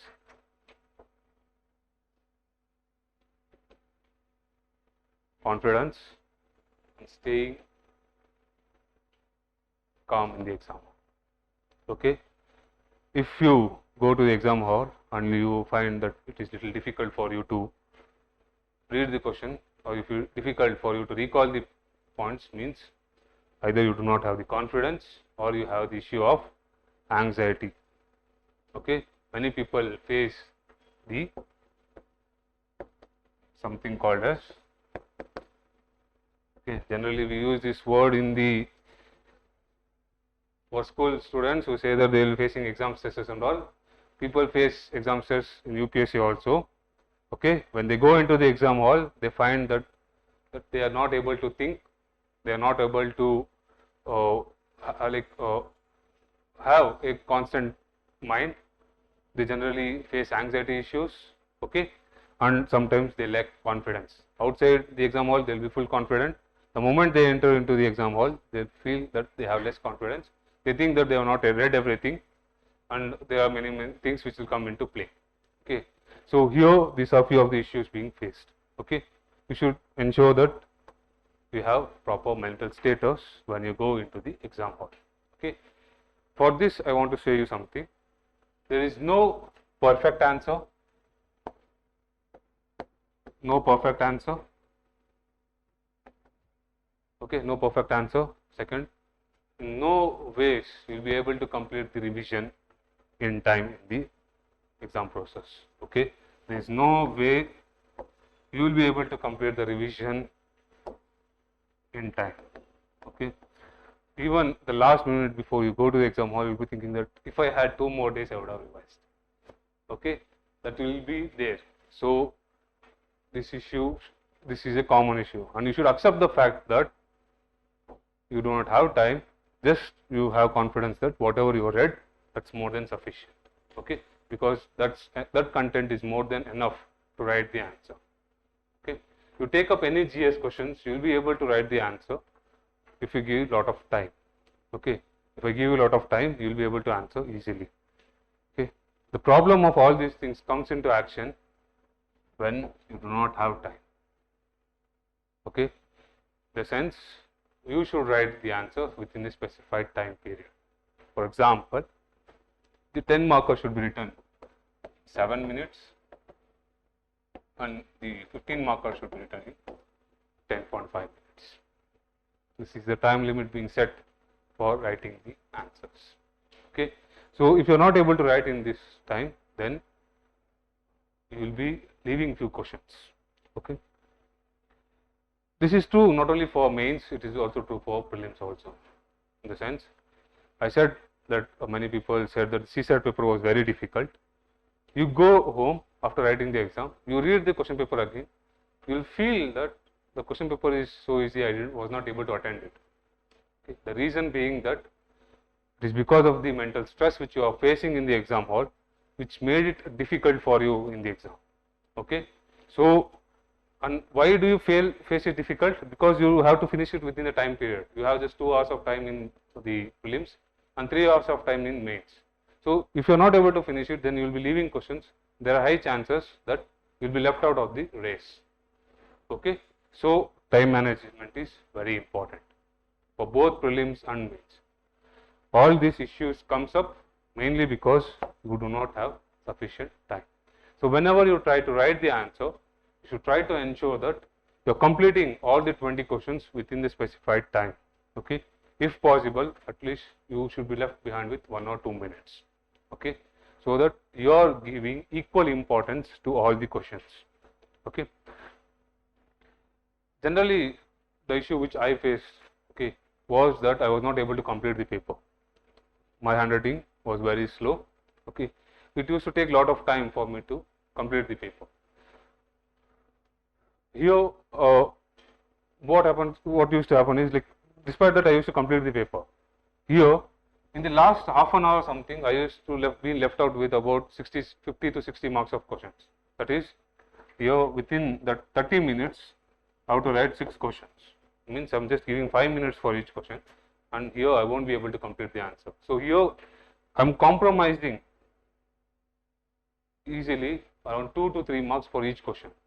If I am left behind with 6 questions, means I am compromising with at least minimum of 12 to 18 marks.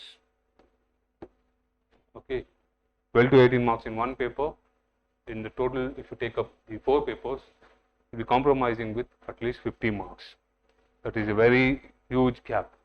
Okay, this issue should not arise. Okay, so when I say complete the paper, this issue is one thing which will make it difficult. The time issue is one thing which will make it difficult for you to comprehend the question.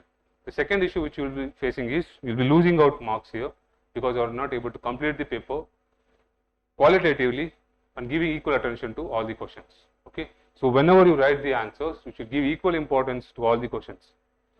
One more thing which generally people face while writing the answer is that if they know the question, they give more time to complete the answer. Okay, if it is known to you, you give more time because you think that you will be able to write better quality answer. Okay, it should not be done. Instead, it should be the other way around. If you know the thing, then you should complete the answer within less than the time period being given. Say if it is a 10-mark question and you have 7 minutes and you know the question properly, you read it, you have already written it in your test or you have practiced it, then you should complete the answer within 6 minutes itself, so that you can use that 1 extra minute for some other questions where you do not know. Okay, do not fall into the trap of writing the quality answer. Okay, just because you are writing a quality answer, you are taking up a minute extra, a minute or two extra, without even you realizing it. Okay, you won't even realize that the 1 or 2 minutes will pass away. The whole 3 hours will pass away in no time. Here, the theory of relativity will actually be seen. Okay, you will be feeling that 3 hours is too much when you sit boring time period. The 3 hours is too much. When you're writing, when you go to some cinema hall or something, you will feel that the time flies away, something like this. But it is much more faster in your exam hall. Okay, you won't even realize that the time has passed, and you will be losing out a lot of marks. Okay, so for this, like the time is flying out, you should ensure that you build something called as muscle memory. Okay, I'll just talk about this in some time. Okay, so here 7.7 minutes and 10.5 minutes equal time. If you know the question, means you should write it in less number of time. Okay, and you write the normal answer, that's more than enough. Okay, no need to focus on quality answer, because at max you will be getting half a mark extra, not more than that.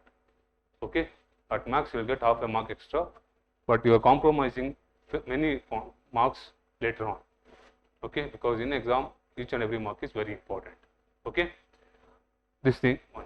Second is muscle memory. To make sure that you complete the answer within the time period, you should build something called as muscle memory. Okay, muscle memory is something which you develop by a way of habit. Okay, by way of habit in the sense, the moment, just for example, the moment you enter into your room or your home, will automatically your hand goes to your switch, light switch or something like that. Okay, without even realizing it. Okay, you won't be instructing your hand to go, it will go automatically. Okay, similarly, the muscle memory can be built for answer writing also, where your brain will be tuned to 7 and 10.5 minutes. It will automatically realize that once you complete the paper, you will know that it will be done in 3.5 minutes. The second page will be done within the next 3.5 minutes. Okay, this muscle memory could be built if you practice. Okay, so this muscle memory will help you in ensuring that you are writing the answer within the specified time. Okay, because you cannot always look at the watch while you are writing the answer. Okay, so when you are writing the answer, generally you will be writing 3-4 answers and then you will be looking at the watch. If you have not realized, you would have passed the time and you would be start getting anxiety if you would have crossed 10 minutes beyond the time limit which you had set. Okay, this is one thing about time management. Okay, now one more thing, like I told you, like 7 minutes, 10.5 minutes. This is not practically possible. Okay, I just told you these numbers because of the number of pages which are present in the exam hall. That is, you have to write 50 pages in the exam hall, and each page will take 3.5 minutes of the total 180 minutes been provided. Okay, this is not practically possible.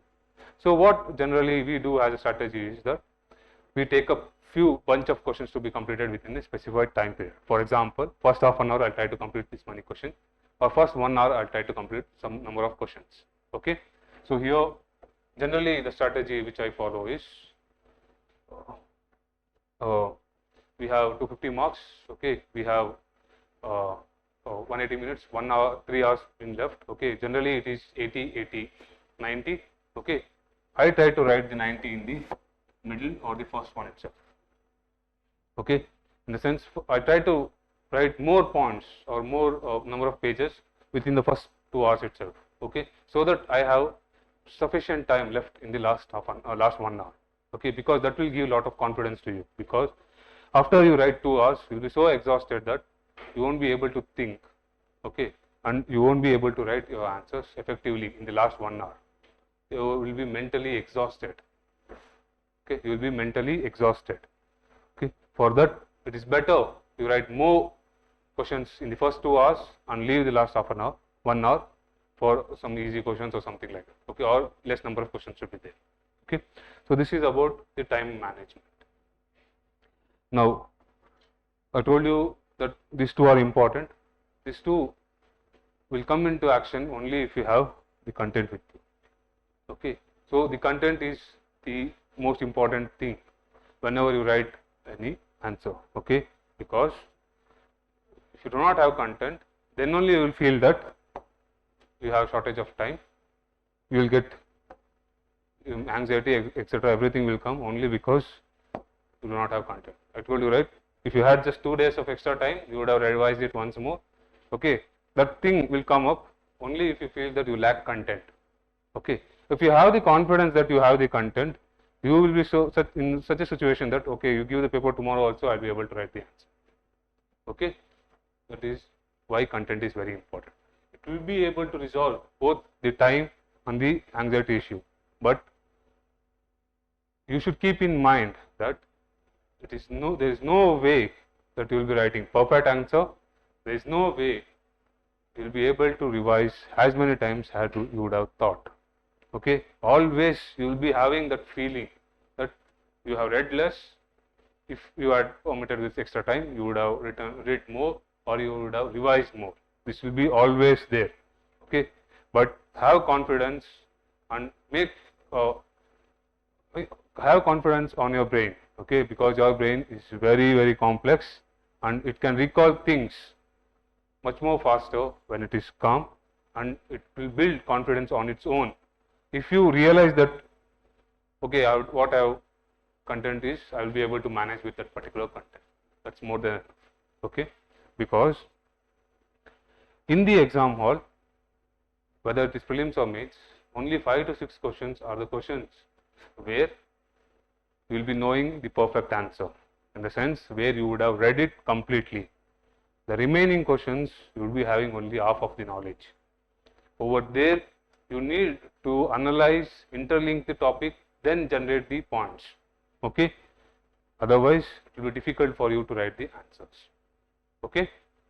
So that is why, like, you should have a peaceful mind, okay, because that will help you in analyzing, recollecting points, interlinking with different topics, so that you can get the points, okay. Whatever paper you take, in those papers, not more than 5 to 6 questions, you will be knowing the answers, complete answers. So only 5 to 6 questions where you will say that, okay, I have read this everything in my notes and I will be writing the answer. In the exam hall, that is not the case, okay. Especially in the recent years, the questions are becoming more complex, more lengthy. The time take to analyze the question itself is 2 to 3 minutes, okay. That is a very bad thing. The moment you read the question, you should know what the demand of the UPSC is, or civil service examination is, and you should start writing the answer within 30 seconds, okay. You should not give extra time for it, okay. Just because you did not understand the question, you cannot read again, cannot read multiple times, okay. That is just an exception case. It should be just an exception case, okay. You take up any GS2 paper for the last 2 years, you will find it like so difficult to understand the demand that you will be like, okay, what to be written in the question only will be a question mark to you. Sitting outside the exam hall, you are feeling this thing, then you think how you will be feeling it when you are sitting inside the exam hall, okay. For that, keep an open mind, where give a little time for your brain to analyze the question. You read the question slowly and you will be able to get the demand of the question, okay. Start dividing the question, okay. So I told you, like, content is important. How to get content? You have syllabus, you make notes for all, okay. After making notes for all, I said that there should be some structure which should be followed, and then you start writing the answers, okay. While writing the answers, there are questions, okay, and the questions generally will be having 1 or 2 statements in it, okay, and will be given the question. So here you need to address the demand of the question. And how do you address the demand of the question? You read the question, okay. You subdivide the question into multiple parts, okay. In UPSC, it is very rare that one question is only of one demand, okay. They will be generally of multiple demands. multiple demands. So you write or try to find out what all are the different demands which are present in this particular question.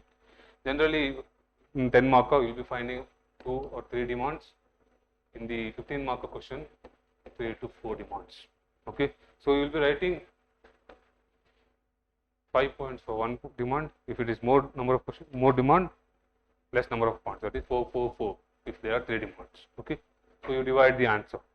So you divide the question into number of subparts so that it is easier for you to write the answer. Okay, that is how you will be able to link your content part. Okay, so here you will divide the question and different sub demands you will be writing the specific answers for it. Okay, so for that you have to recall only 5 to maximum 4 to 5 points. For few questions 6 points. Okay, you need only 6 points at your disposal. Okay, so whenever you make notes, make sure that you make notes for only 6 to 7 points which are important points. Okay, divide the question into number of sub demands, subparts, so that you address all the subparts. Okay, because the marks will be allocated based on the number of sub demands. If you just address one demand, you will be allocated marks for only that particular demand which has been there. Okay, so if you write, even if you write 2 pages, it is of no use if you are addressing only one demand. Okay, you will be allocated only half of the mark which has been provided for it. Okay, however quality whatever you write. Okay, now this is one thing. Next, few general things.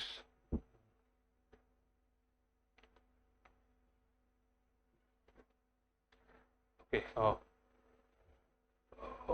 content part, I told you, like you need to write 4 5 points. Okay, for all the questions, and then you should be generally structure for the answer should be introduction, body, and conclusion.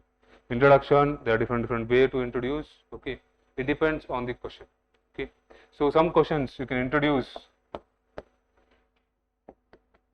by defining this statement. If there is some keyword which is present, you define, you write the definition.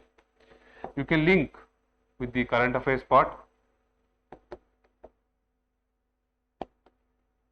or you can write a few historical background. In the sense, you just give a context to that particular question.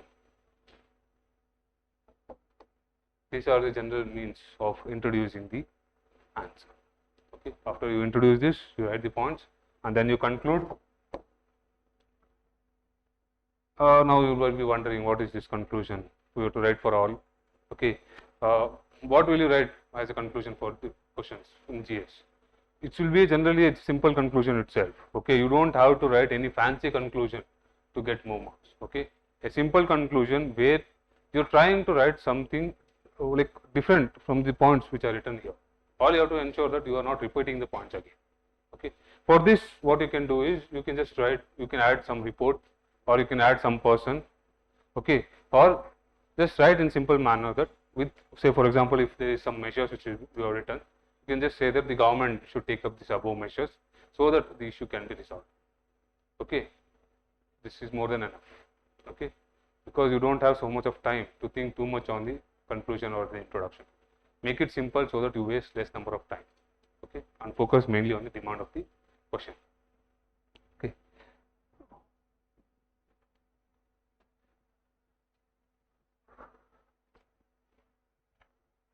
Now, while writing the answer, okay, while writing the answer, you need to focus on few things. Okay, introduction, body, conclusion is there, and whenever you write the answer, try to use the keywords which are present in the question itself in the answer as the subheadings. Okay, so for example, if they asked you the measures or something, you use the same keywords here. Okay, you don't have to write again, because that is what the thing will be given to the examiner also as a reference one. Okay, so use the keywords which are present in the question while writing the subheadings, or regularly try to insert the words which are present in the question. Okay. Next, there are few occasions or places where you have the opportunity to write diagrams or flowcharts. Diagrams mainly in the case of geography, art and culture, and disaster management, internal security. These are the places where you have a lot of opportunity to use the diagrams or maps. Okay, and flow charts. We have opportunity to use the flow charts in economy paper, environment paper, environment question. Okay, economy, environment, and few in the polity part also. Polity part also. Okay.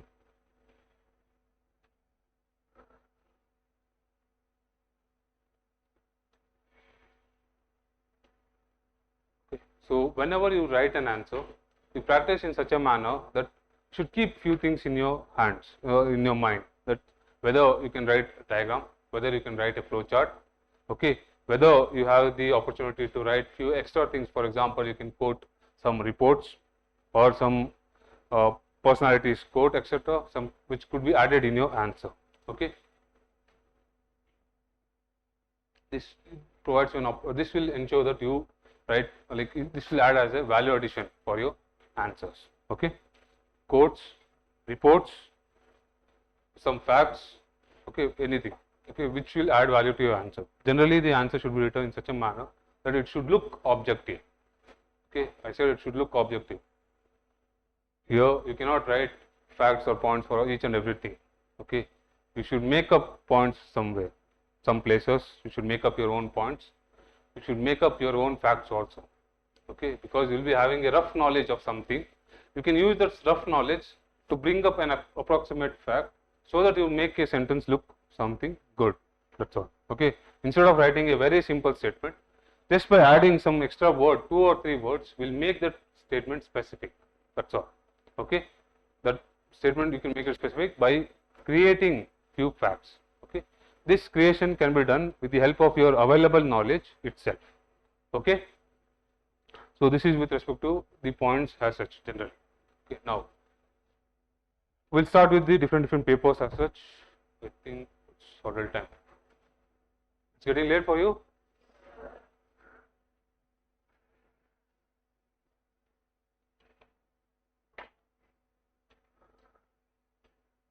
So we'll end the session here. Yes. Huh? Another class. Okay, I'll just ask the Prashant sir once. We'll let him. Okay. Till now, you people have any doubt with the topics which I have said? Any doubts? Okay. TK, we'll end the session here. Thank you.